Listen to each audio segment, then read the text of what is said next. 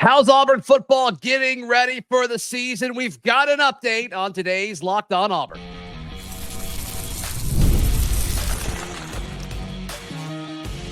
You are Locked On Auburn, your daily podcast on the Auburn Tigers. Part of the Locked On Podcast Network, your team every day. Yes, welcome on into Locked On Auburn, your daily Auburn Tigers podcast. I'm your host, Zac Blackerby. Thank you so much for making Locked On Auburn your first listen every single day. Auburn tight end Ryan G hanging out with us for a few minutes today. It's been too long, Ryan. I hope the offseason has been good to you so far. You specifically, what's been the biggest update? What have you been working on the most since we last spoke? Definitely. I've just been trying to get stronger and getting faster. Obviously, those are kind of the main things I had to understand coming out of spring ball and what I heard in my exit meeting. So that's what I was trying to focus on the most, and I feel like I'm doing a great job of that. And obviously, getting ready to go into fall camp here in a few weeks. We're all getting ready as a unit and as a team to get ready and just focus on that one goal and going into the season. Yeah. Ryan, there's so much chatter about the guy who's going to be throwing the tight ends and all the pass catchers, the football. I mean, Jackson Arnold, you saw him go through spring. Every time I've asked you about him, you said, high praise. It sounds like he's a key part of these player-led workouts that are happening throughout the offseason. What have you specifically seen from Jackson Arnold as a quarterback and as a leader? For sure. He's definitely a leader. He's very vocal and will tell you what you need, like what you need to get better at and all the things like that. He's as advertised. He's very good. He can get the ball in on time.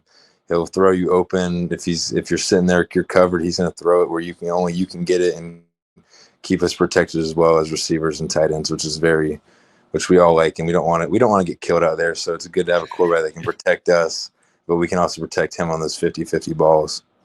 Yeah. Has there been any sort of development to him being kind of the team leader? Like, I mean, I imagine he's more comfortable now than he was coming into a brand new locker room and a brand new team at the beginning of spring. Is there a big difference, or did he come in and it's like, oh, he knew this was his team right away? Definitely. I know when he came in spring, it was evident that he was trying to be that vocal leader. And I feel like as we've gone, he's proven himself more and more that he's the guy and that he wants the team to be where all of us want to go. So he's kind of taking us where we need to go, and he's very vocal, and he's that leader that we need on offense. Yeah.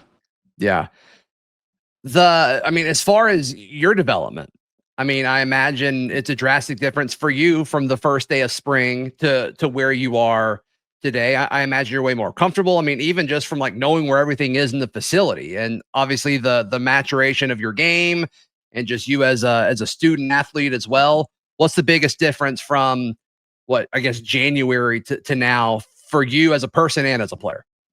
For sure. It's definitely, I've learned a lot, obviously, from Coach Ben, Coach Wallace, Coach Dom, just learning from those guys. But obviously, I'm just trying to take in as much information as I can from Brandon, from Preston, those guys. They've been playing for a long time. Also Tate, they've all been they've been playing football in college for a long time. So I'm trying to hear it from them and obviously learning like that.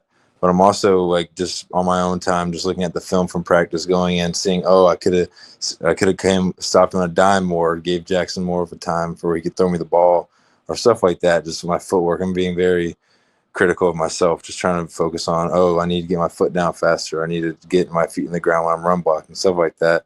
Just being more of a student of the game, I'd say, just learning more of the mental stuff. They're in this coverage. This is where I need to be. This is the window I need to sit in. Kind of stuff like that.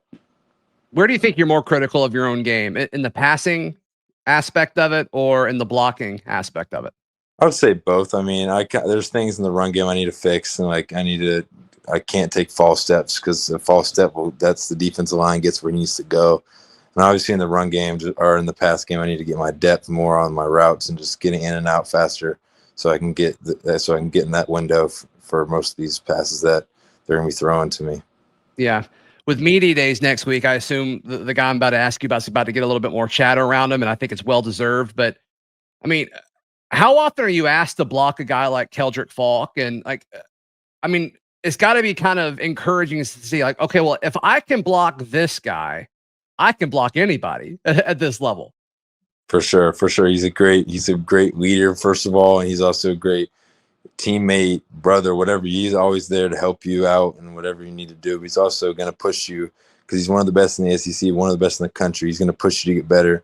We also have other guys that can do that. Kieran, Jared, even Jared. Jared's coming into his frame more, and he's one of those guys too. Obviously, there's way more. Our D-line is one of the best, so they'll push us to be the best every day. I mean, it's got to be nice though, knowing like, okay, if I can block these guys in practice and deal with these guys in practice, I mean, it's going to prepare me more for a game than anything else, knowing that those guys are, the cream of the crop in the SEC.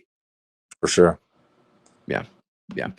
So as far as what's next for you, I mean, is it more of just the same, these player-led off-season practices and obviously, Coach Dom working you guys out like crazy? It sounds like. Is it that until fall camp starts, Ryan? Yeah. So we have, I think, two more weeks of just those player-led Coach Dom kind of style workouts, and then we get I would say like a 4-day break. We start up here on the 29th is when our report date is for camp, and then from then we're going to the season. So we're going to be hopping to camp for a little bit and then getting ready for that first game against Baylor. All right, Ryan, I'm going to ask you about some guys on your team that might be flying under the radar from a public perception standpoint. That's next right here on Locked On Auburn. Today's show brought to you by our friends at Monarch Money. You ever wish managing money felt easier? Well, with Monarch Money, it can. Whether you're growing your savings or planning for a big purchase, got a big vacation on the horizon, Monarch puts you in the driver's seat. It's like having your own personal CFO. It's not just a budgeting app. It helps you budget and it helps you manage these ongoing subscriptions and say like, I'm paying for this. I didn't realize I was paying for this. It helps you with that. It also helps you manage your investments and kind of give you this massive snapshot on your current financial situation. And it helps you build wealth.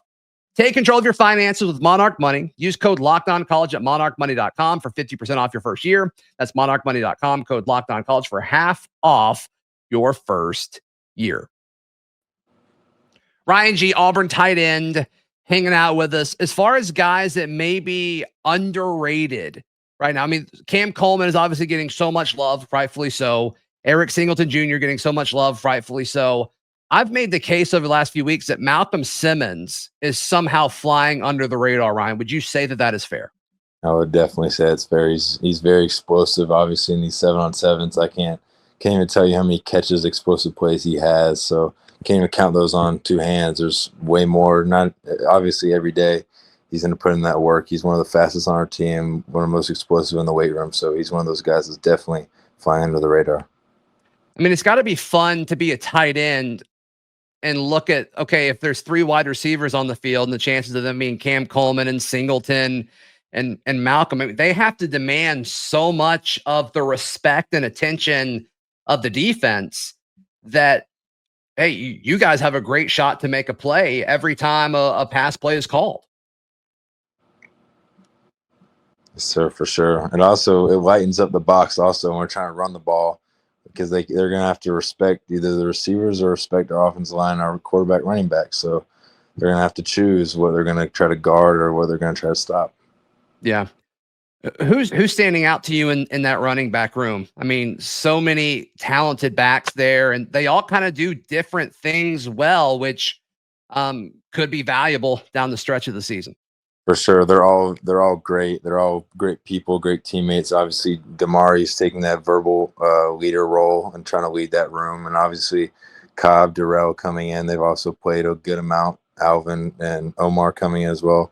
Those guys in my class. So they're great to hang around. Great. They work very hard. So I feel like as a room, they're very solid and they're very mature with Damari, Cobb, and Darrell. So that's a very mature room.